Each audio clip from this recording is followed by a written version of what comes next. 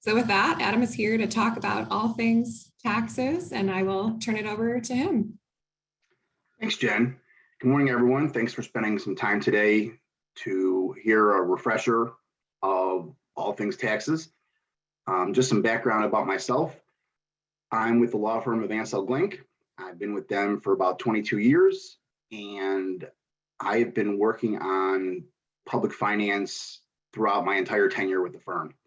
And so I have many years of experience in helping out our clients prepare property tax levies, calculating the tax levy, working on budgets and appropriations, dealing with tax rate objections and assessment complaints, applying for tax exemptions for real property, and just generally helping them out with public finance issues. This morning, we'll start off with a brief summary of the budget process. We'll go on to the tax levies. We'll discuss tax rate objections and assessment complaints. We'll spend a little bit of time on property tax exemptions for property owned by local governments. And then we'll close with an update on a newly adopted law that is being implemented for the first time this week by county treasurers. So with that, I just want to remind everyone, I'm happy to answer questions on the fly as we go while the issue is relevant to the discussion. So feel free to hit that raise hand button or answer questions in the Q&A box. So to get started, we'll just talk about the process of adopting a budget and appropriation ordinance, because in order to levy taxes, you have to have adopted a budget appropriation ordinance and had that on file with the county clerk. One note I want to preface this with, I always emphasize to my clients that there's a distinction between the operating budget and the budget appropriation ordinance. Your operating budget is an internal business plan that guides your day-to-day operations and really is the financial plan that guides your day-to-day operations. There are no rules in the statute for any local government that govern how you manage or put together your operating budget. That's subject to your own local policies and procedures. By contrast, the budget and appropriation ordinance is a legal document. It has financial numbers in it, but it is intended to be a legal document, and its intent is to set the legal limit on how much you're allowed to spend for particular purposes throughout the year.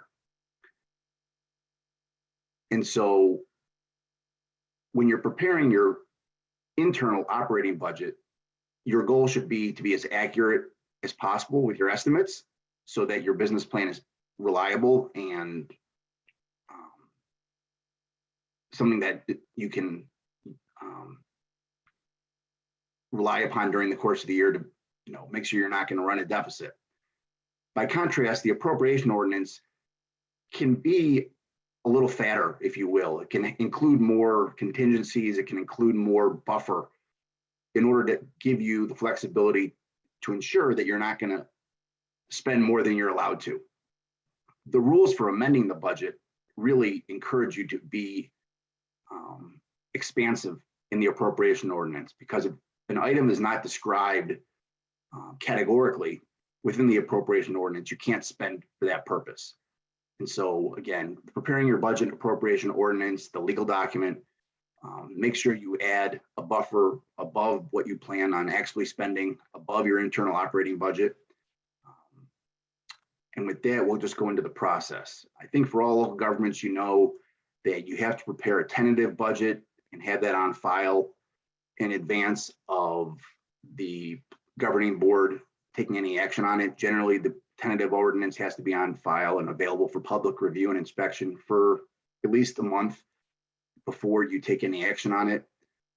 And obviously, all local governments have to have a public hearing on their budget. You have to put notice in the paper and describe when the hearing's going to be. Just for clarification purposes, the budget hearing may be an item on your regular meeting agenda. The budget hearing does not have to be a special meeting that occurs in advance of your regular meeting. So you can put it on your agenda as one of the first things. And during the course of your regular meeting, you can just recess the regular meeting and call to order the budget hearing. go through the explanation of your budget, answer questions from the public, and then once the hearing is complete, you can adjourn the hearing and reconvene the regular meeting and proceed. And you may obviously approve your budget the same night as you have the hearing. You may not have the budget hearing on the same night that you have a hearing for the tax levy if you need to have a truth and taxation hearing. The law specifically prohibits local governments from having a budget hearing the same night as your tax hearing. So if you're a calendar year, fiscal year, and you're working on your budget right now, at the same time you're working on your tax levy, make sure you stagger the dates for those two hearings. In terms of the detail required for the budget, the statutes aren't specific as to the level of detail, but most local governments have an accounting system which separates their finances into funds and departments and expense codes. At the very least, I think your budget and appropriation ordinance has to include the level of detail for your fund and department level. And many of our clients go down to the expense code as well in that level of detail. At the very least, though, I'd recommend you include your fund and department summaries within your budget and appropriation ordinance. The ordinance also contains an estimate of your cash on hand at the beginning of the fiscal year, the amount you expect to receive during the course of the year from all revenue sources, how much you receive in taxes, and how much you plan to have at the end of the fiscal year for cash on hand. Those are only estimates and are not binding. That is your best guess. There's no penalty for being wrong.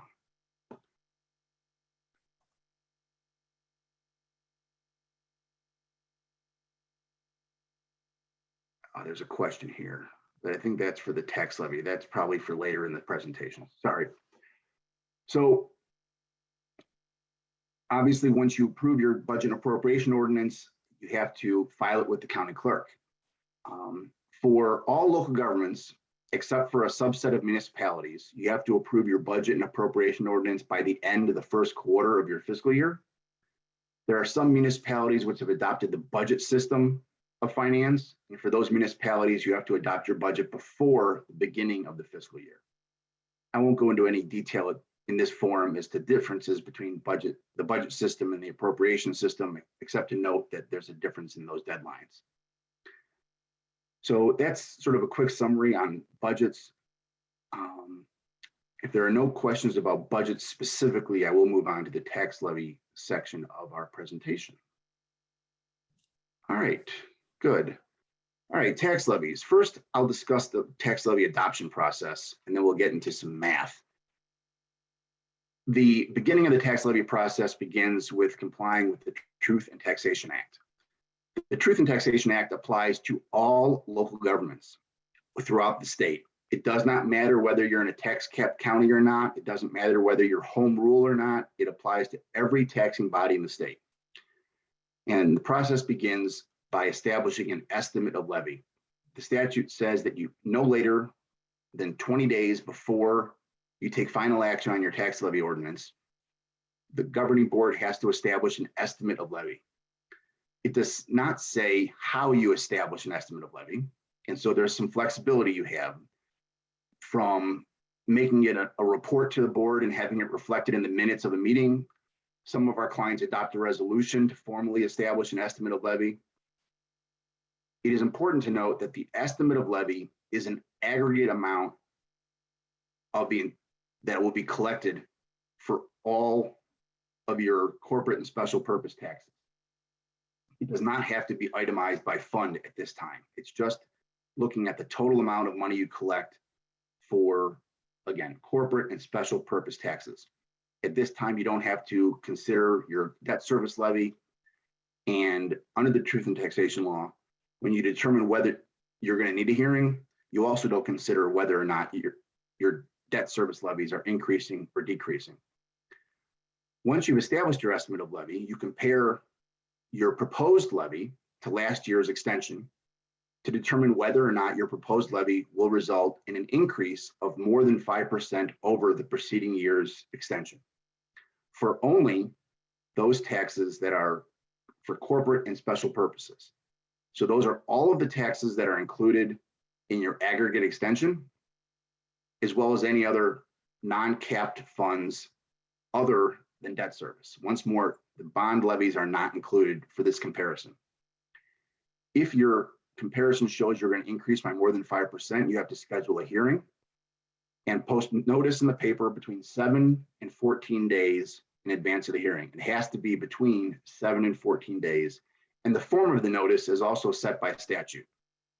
There's a few places you fill in the blank, but aside for filling in the blank in a manner that's relevant to your community, you cannot change the form of the notice or change the content.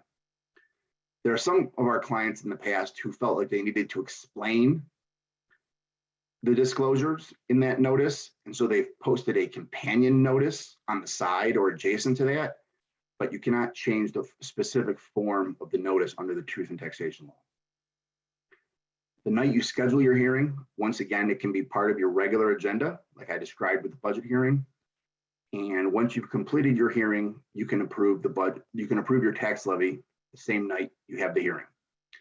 The final levy that you adopt does not have to be identical to the amount of your estimate that you established 20 days earlier. You're allowed to make changes during that time and in response to the hearing if you want to.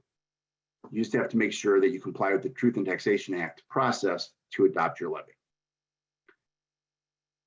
All right, I don't see any questions about that. So we'll move on to the tax levy itself.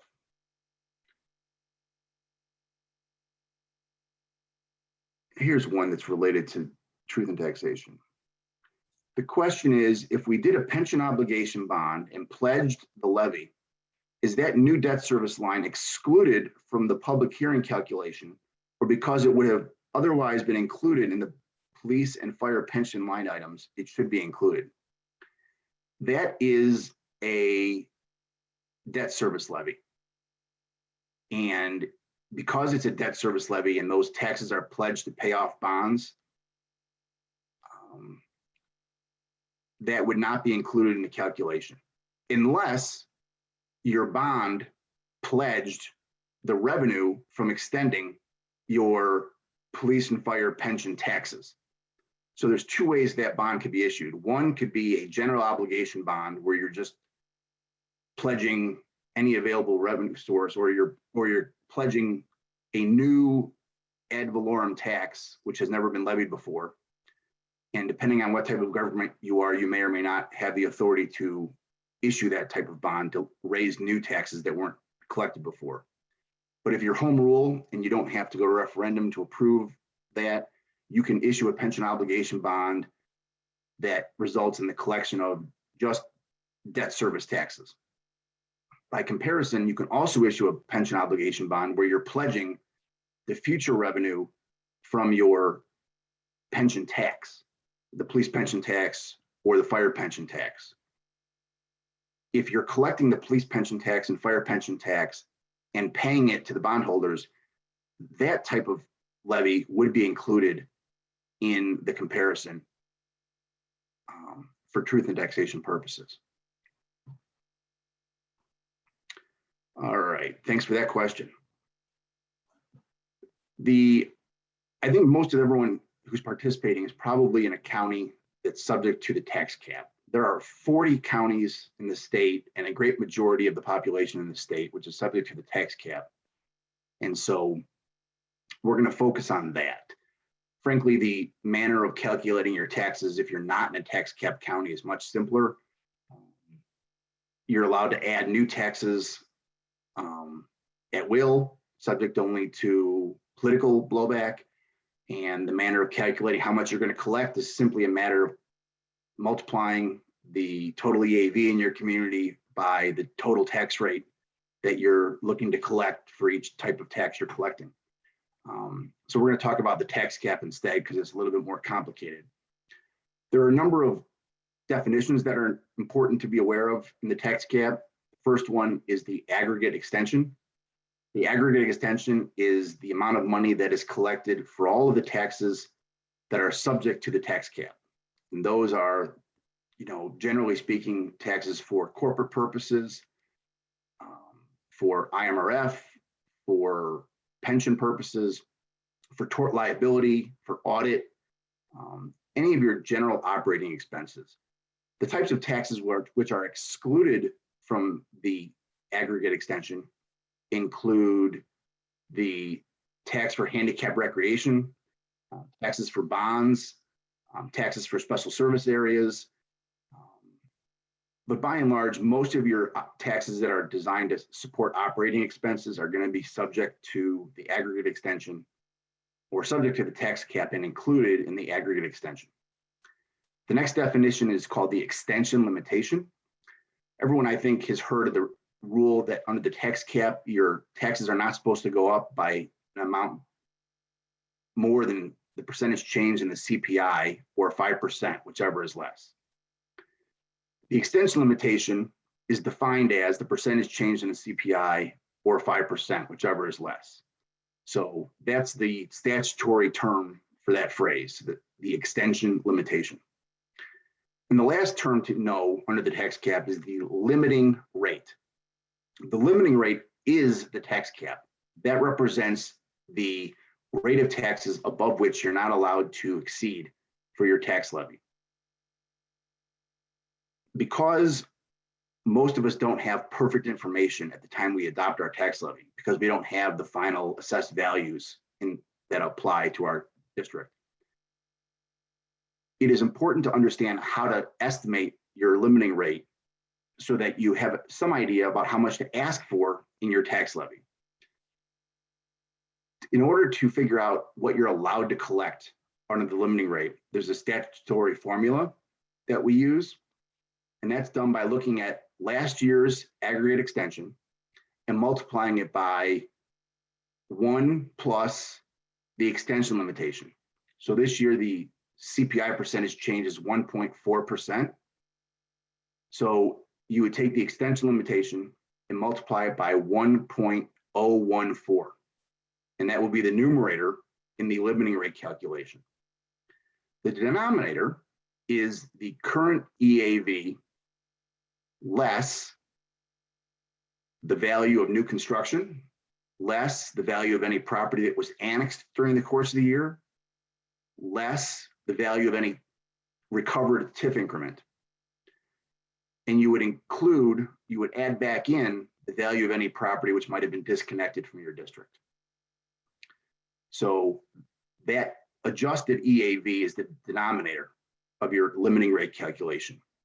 And once you figure those things out and you estimate what your limiting rate is, that is the cap above which the sum of all of your taxes that are included in the aggregate extension cannot exceed. Because we don't know perfect numbers and because we don't want to leave any money on the table, we usually recommend that once you've calculated your limiting rate, that you add a buffer. The size of the buffer might depend on how close you are to exceeding 5%, and whether or not you're going to trigger a hearing because of that buffer. I do want to say, though, that it's our advice that taxing bodies not consider the truth in taxation law and the requirement for a hearing as a substantive limit on how much they should collect. There are many, many reasons why your aggregate extension might rise more than 5%, even though there isn't a corresponding change in the tax rate. If a TIF has expired and there's a lot of new value available for you to tax against, it behooves you to raise your extension to collect all that money, even if the tax rate's going to remain the same and homeowners in your community are going to pay no more than they did the previous year to your taxing body. But because the total amount you collect will exceed 5%, you're going to trigger a hearing. So while the tax cap is a substantive limit on how much you can collect, you should not consider the Truth in Taxation Act as a substantive limit. All right, Adam, it looks like we do have a hand raised. Okay, great. I'm gonna tackle that question. So it's from Butterfield Park District, and I'm gonna see if this works out to allow them to talk here. All right, so Butterfield Park District, you had your hand raised. If you unmute yourself, you should be able to ask Adam your question.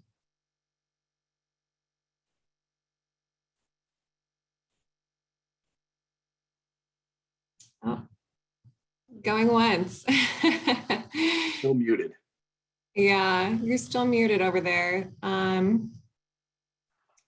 See if we can ask to unmute, but All right, well, if they okay. want to put it in the Q&A box, then we will Yes. check that in a little while. All right, that sounds good. All right, in organizing your tax levy ordinance, you are allowed to levy by fund.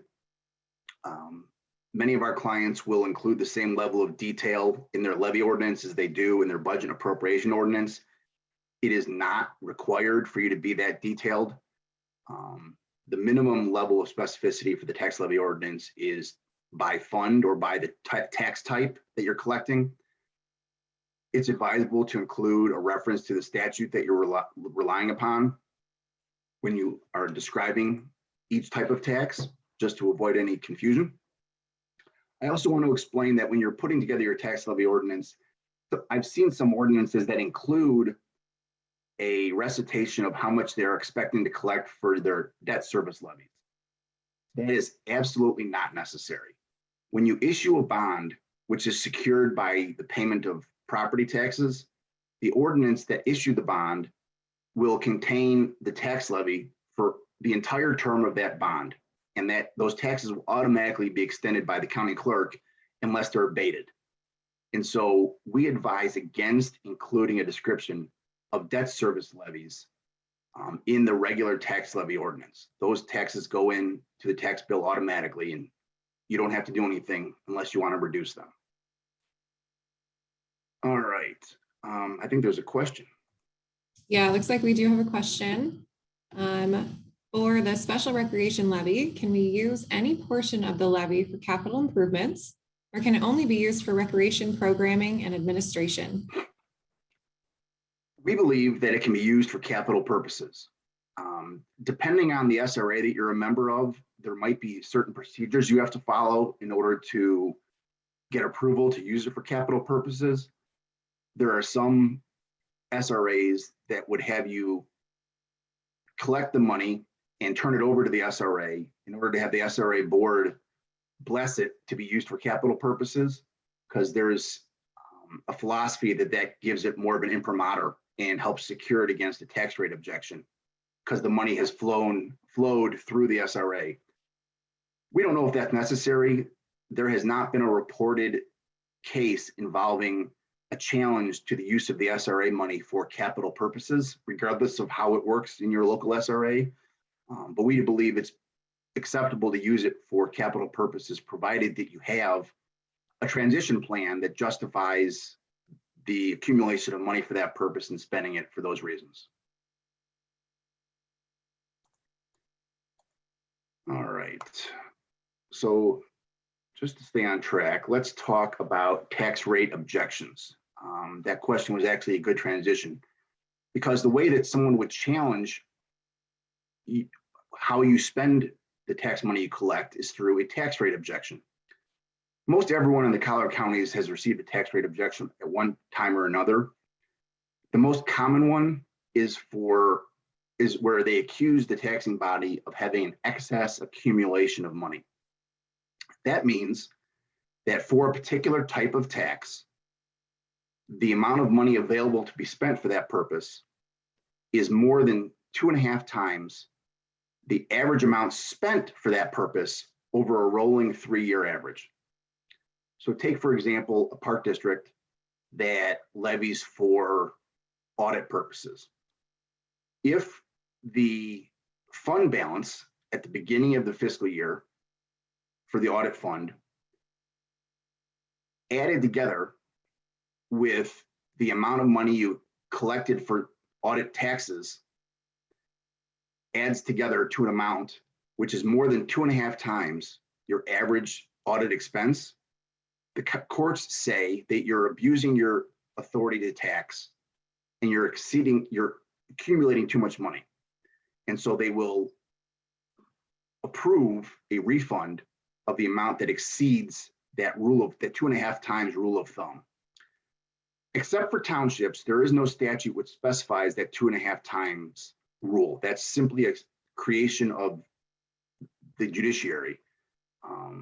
But it's pretty well known and it's well established. It's been around for over 50 years. And so that 2.5 times rule is well established and understood to be the law, even if it isn't in the statute for any local governments except for townships. The General Assembly did adopt a rule specifically for townships that limited it to 2.5 times. But otherwise, it's just, like I said, a rule of judicial construction. Yeah, it just looks like this question is confirming if it's 2.5 times or 2 times. So you've obviously covered that. Yeah. Again, because it's a rule of judicial construction, it isn't the hard and fast rule, except, as I said, again, apply to townships. The township code describes it as 2.5 times. If you're between 2 or 2.5, you should be pretty secure. I can't guarantee anything. There are times where I've seen fund balances, 3.5, 4 times the average expense. That's more or less gone away because of amendments to the tax cap law, which have allowed taxing bodies to move money to the fund that needs it most, as long as you stay below the limiting rate. Nonetheless, it's important to keep track of your fund balances and how much you're collecting by comparison to your average expenses to avoid these challenges. Most of them are settled with the plaintiffs, who are the taxpayers, so that you don't risk refunding a good deal of your entire levy. You should also know that these cases take a very long time, especially in Cook County. They many times aren't settled for years after the levy is collected. When you do settle one of these cases, the money is not paid out of pocket. The county will intercept some of your tax extension for the year in which the settlement occurs and pay the taxpayer out of the current extension. So it'll reduce the amount of money that you would otherwise collect during the year when you settle the tax rate objection. Besides for excess accumulation, the other tax rate objection, which is popular, is unlawful expenditures. And this one was popularized by reference to the tort immunity tax. Many years ago, there was a school district that had used their tort immunity tax to pay for a significant share of their payroll expense. And it was challenged, and there's a court case which explained that the tort immunity tax was not intended to be used broadly for all salary purposes and set the guidelines for what type of risk management materials and risk management plans you needed and what type of job descriptions you needed to justify allocating part of your tort immunity tax to payroll. Because that case is over 20 years old and pretty well established, most everyone has some idea about what burdens are on taxing bodies to justify allocating a share of their payroll to that tax. The General Assembly has also emphasized that it's supposed to be used for very, very narrowly tailored purposes. Even though that is the tax that popularized this tax rate objection, it can be used to challenge the expenditure of any tax. It just is less common for other ones. All right, a few questions popped up related to tax rate objections. Yeah, so I think we have one attendee that was just asking if you knew the statute that you were referencing off the top of your head. Otherwise, we can certainly get back to them. I don't remember the citation of the township code, which specified the 2.5 times rule. We can get back to you though. Okay, I'll have that on the list to get back to them. And the other question is discussing proceeds from a land sale that were placed in their general fund and if that could potentially cause a challenge in their general fund. So the proceeds from a land sale don't necessarily have to go into the general fund. They can go into a capital fund if you're planning on reinvesting those proceeds into capital improvements somewhere else. As you know, most local governments have the authority to create a capital improvement fund and accumulate money in that fund provided you have a capital plan and you're accumulating money towards expenses identified on that capital plan. And so for the purposes of excess accumulation, the plaintiffs have a very low burden of proof to get into court. All they have to show is that your fund balance or the amount of money available for that purpose exceeds that rule of thumb. Once they've passed that very low hurdle, you have an opportunity to defend yourself and explain why you might have a high fund balance temporarily, or why you're accumulating money and what the justification for that is. Just because they've gotten into court and passed muster to get the complaint on file, it doesn't necessarily mean they're going to win. So if you have a short-term bump in your fund balance because you've sold property, it might be transitory. It might only be in your fund balance temporarily. You might be moving it to the capital improvement fund or transferring it to other funds that need it most. So it's hard to say for sure whether or not that's going to have a long-term impact. It might only affect you for 1 year.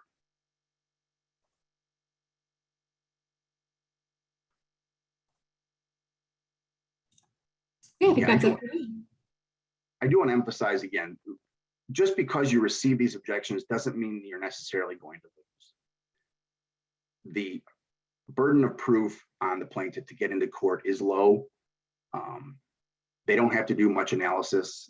They just have to look at your tax levy and your audit to see what your reported fund balances were and do some short calculus to figure out whether or not you've exceeded that rule of thumb. They don't have to contact you and discuss their claim in advance. They don't have to seek an explanation in advance. Because the attorneys who file these cases work on a contingency, they file these complaints in an overly broad way, and they settle a great majority of them. And if your attorney works with the plaintiff's counsel, sometimes they get dismissed because they find out that there's a just cause for accumulating the money for a short term. So it's important to review the cases you get, understand the reasons for them, discuss with your local attorney whether or not you have a defense. And if you do, intervene in the case and explain the justification for why you're accumulating the money.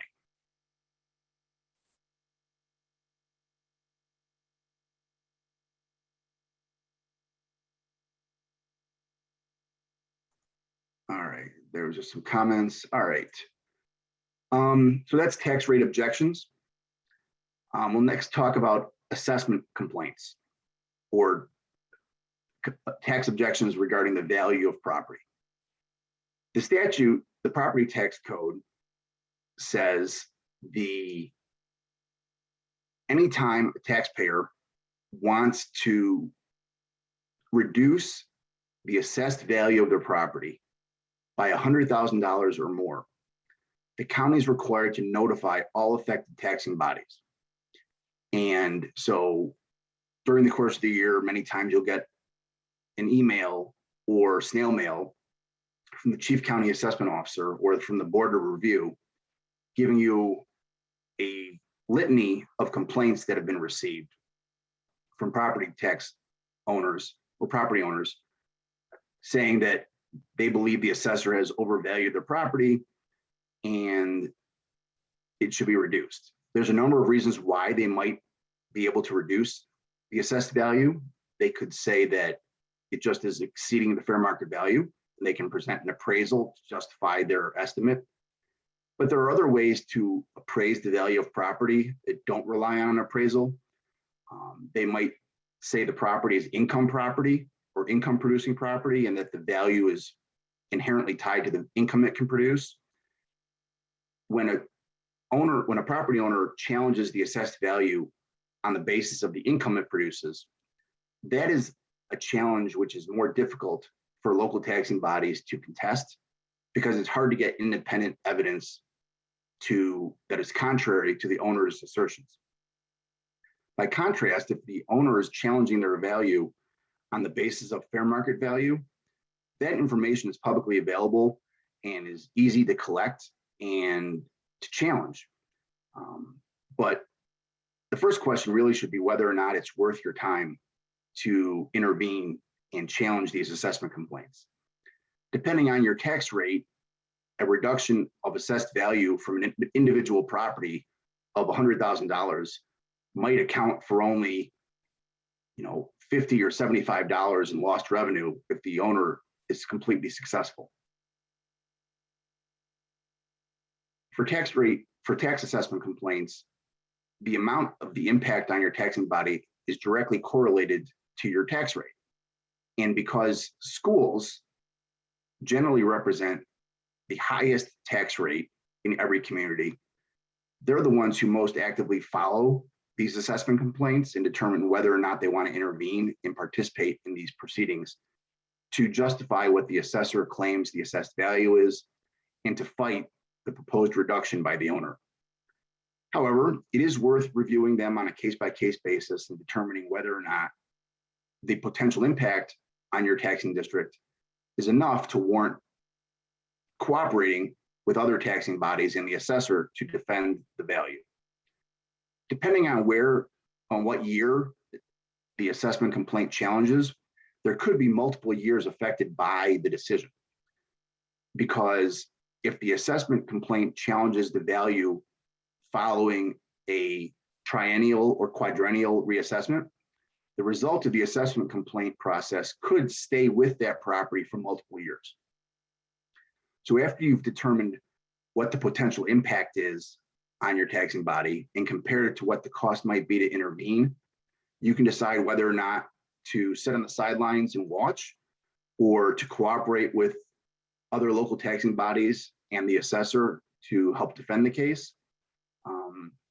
Again, most of the time it's schools taking a most active role in this process, and other taxing bodies will cooperate with the school districts to assist them, or they might just cooperate directly with the local assessor under the philosophy that the Board of Review might find that there's persuasion in numbers, that the more people defending the value, the more persuasive the argument is.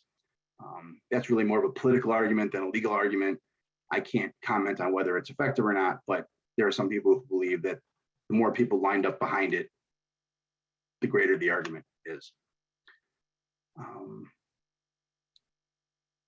If a homeowner has an assessment complaint before the Board of Review and they're dissatisfied with the result, they're allowed to appeal that to the statewide Property Tax Appeal Board. And while the Board of Review decides all of the assessment complaints during the course of the same year for which the value is assigned, the Property Tax Appeal Board does not. Cases that are appealed to the Property Tax Appeal Board are not decided until after the taxpayer has paid the taxes already. So the decision of the Board of Review will always occur before the final taxes are paid for any year, but the decisions of the Board of Review are made after the taxpayer will pay their annual tax bill. So if a taxpayer appeals to the Property Tax Appeal Board, and if they're successful in reducing their assessed value, then the amount of taxes that need to be refunded once more are withheld from the current year's extension. So again, that money doesn't come out of pocket. It is instead withheld from your current extension, and it reduces the amount of money that you would collect that year.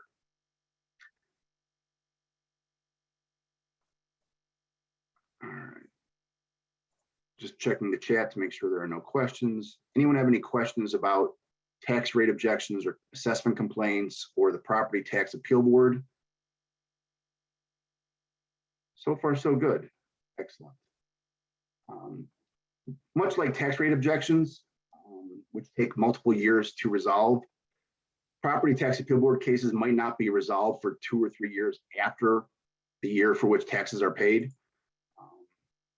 And so you might not see a result of the case for some time. That's not unusual, just to set your expectations. All right, moving on to property tax exemptions. Oh, we have a question, so we'll do that before we move on. Yeah, so we have a question. Do taxpayers need to pay tax under protest to file an objection later? Yes, they do. In order to qualify to file a tax rate objection or to file any type of objection to their taxes, well, again, the board of review level assessment complaint occurs before they pay their taxes and before they receive their tax bill. And so that occurs before the deadline to pay taxes, obviously. But in order to qualify to file a tax rate objection, they do have to pay their taxes in advance. And obviously, in order to appeal to the Property Tax Appeal Board, they have to have paid their taxes subject to protest, and they would be eligible for a refund if they prevail at the Property Tax Appeal Board. All right, tax exemptions. Generally speaking, property held by units of local government is eligible to be exempt from property taxes, but it doesn't become exempt automatically upon you becoming the owner. There's a process local governments have to follow to apply for the property to be granted a tax exemption. That process starts by filing an application with the local Board of Review. The Board of Review evaluates all the applications and makes a recommendation to the Illinois Department of Revenue, which looks at the Board of Review's recommendation and will confirm whether or not an exemption applies. Even if that process takes some time and a tax bill is issued during the interim, taxing bodies should pay those taxes, because once the exemption is confirmed, it relates back to the date when you acquired title, and you'll be entitled to get a refund of any taxes you paid after the date you acquired ownership of the land. So many times when we're buying property on behalf of local governments, we'll get a proration or a credit against the purchase price for the taxes that accrued for the time period when the former owner owned the land. You certainly have to pay those taxes because the seller is paying you to pay them on their behalf. But there may also be taxes that accrue from the time period while you're the owner, because of the time it takes to confirm your exemption. Pay those taxes knowing that you should be able to qualify for a refund because of the fact that the exemption relates back to when you took title. Now, what happens if you have property owned by a public body, but is not used for a public purpose because you might have leased it for a private purpose? You might have leased part of the lobby of your community center to a coffee shop, or you might have leased a portion of your train station for a coffee shop, or you might have leased part of your fitness center to a physical therapy provider. If you've leased property which is otherwise exempt to a private business that is not using it for a public purpose, that lease creates a taxable interest called a leasehold interest. And taxing bodies have an obligation under the law to report those leases to the assessor, so the assessor can attribute a taxable value to those leases and collect taxes as a result of that private purpose. So they'll create a leasehold PIN that's separately identifiable from the PIN attributable to the underlying property and issue taxes. By default, the owner is responsible for paying those taxes. So the taxing body would pay those taxes. You can transfer the obligation to pay those taxes to the tenant contractually if you require them to do that under the lease. But you should be aware that unless you transfer that responsibility contractually, the owner of the property remains responsible for paying the taxes.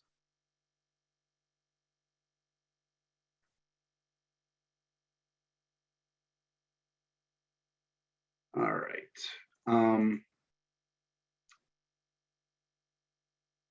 Since we are running out of time, I want to highlight the new law that was passed this past summer to make sure everyone's aware of what's going to change with their tax collections next year. Public Act 102 519, 102-519 created a new section of the tax cap law at 18-233 of the property tax code. That's 35 ILCS 200/18-233. That new law creates something that the county clerks are referring to as a recapture levy. What does the recapture levy do? The law says that as of November 15th every year, the county treasurer is supposed to certify to the county clerk the total amount of taxes refunded to local property owners as a result of tax rate objections or PTAB appeals.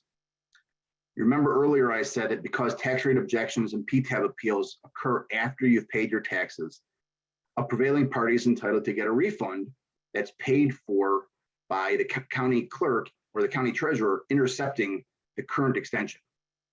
So now the county treasurer is going to certify all of the refunds that have been paid during the course of the past year and certify that amount to the county clerk. So ideally, this week, the county treasurer will be certifying those amounts to the county clerk. And next year, as part of your 2021 tax bill, there will be an amount added to your tax levy equal to the amount of the refunds that were paid during 2021. The amount collected for that recapture levy will not be part of the aggregate extension. It will not count against the tax cap, and it will not be separately itemized on the tax bill. It will be treated as an uncapped fund by the clerk when they calculate your tax rate. Unfortunately, the county clerks I've spoken to have said that you do not have the ability to refuse this recapture levy or abate it. If you don't want to collect the sum of money represented by this, you would have an obligation to reduce your taxes from somewhere else, which unfortunately is likely to come from a fund which is subject to the tax cap. And so you are the beneficiary of an involuntary tax increase. The other unintended consequence of this is because the tax bill itemizes how much you're collecting every year and usually compares how much you're collecting this year to the preceding year. The amount of the increase might appear greater than what you've represented to the public in the past, especially during the time period when you were performing the truth in taxation procedures. You might have told the public in November or December that you're planning to increase your taxes by 3% or 4%. But once the clerk adds the recapture levy, it could appear on the tax bill that you're increasing your taxes by 6 or 7%. You have no control over that, but you should be prepared to explain why, if in case you get questions. So again, this is the first year this is being implemented, and so there are bound to be some bumps in the road as the county clerks go through this process. Frankly, it's unlikely the treasurers are going to satisfy their obligation to certify the sum of the refunds this week. Fortunately, there's really not any consequence for them being late, as long as they certify the amount of those refunds before the county clerk calculates the final tax bill. All right, we have a few questions about this. Some people are using the chat box instead of the Q&A. Yeah, so we have that question from the beginning that was asked. There's also, just specifically to what you are talking about now, a question if this is for the 2021 levy for dollars received in 22 or the 2022 levy for funds received in 23. The first recapture levy will be the 2021 levy for dollars received in 2022. There is some rumor and speculation that the General Assembly might revisit this law and make it optional. But again, under the current law, what I've described is how it's going to be implemented. It will apply to the 2021 tax levy collected in 2022. You can find out how much that is by keeping in touch with your county treasurer and county clerk, and it will help you be prepared to know how much you're going to collect for your budget. And it will also help you prepare for questions from the public in case they say that your tax increase exceeded what you told them originally. We also have a hand raised if we want to try this again. Sure, we can try that. All right, so John, I'm going to allow you to talk here. So John, if you have a question for Adam that you would like to ask, you can go ahead and unmute yourself.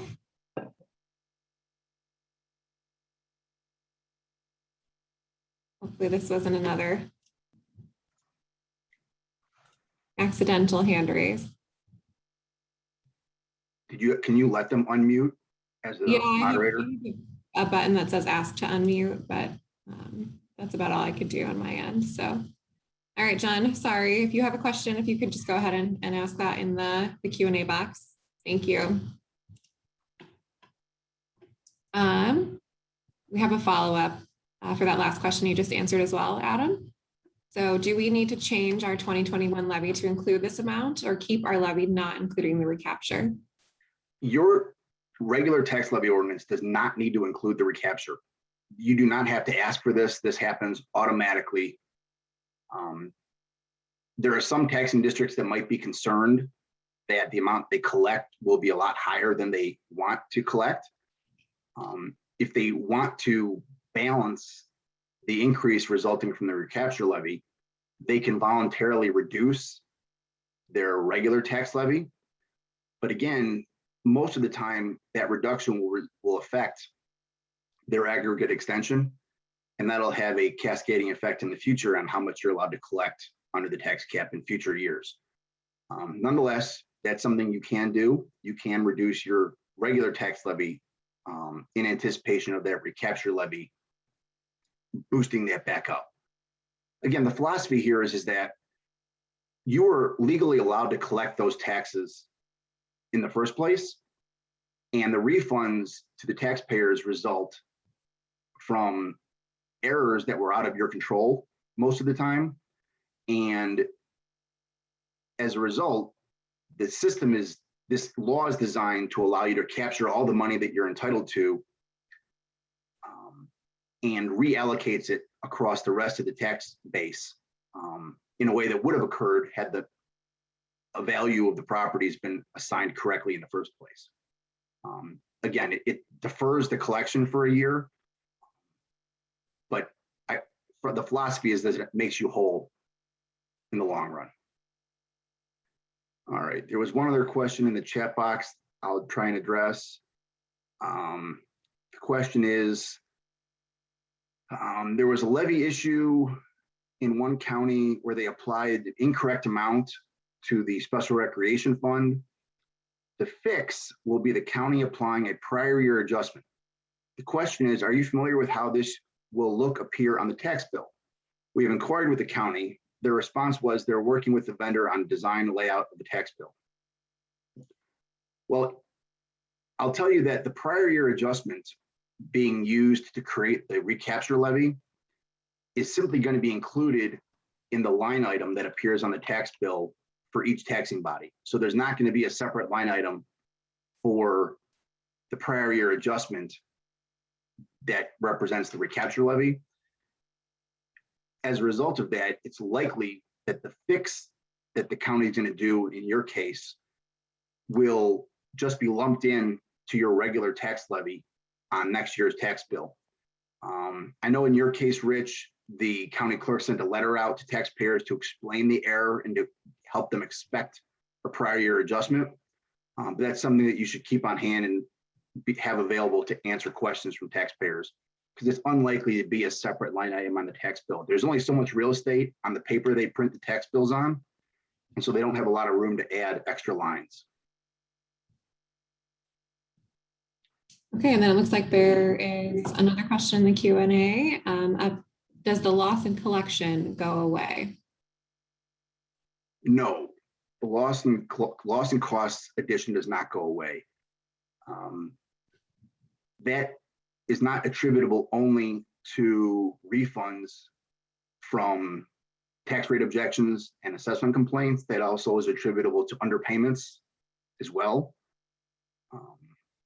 And so it might go down, but it won't go away.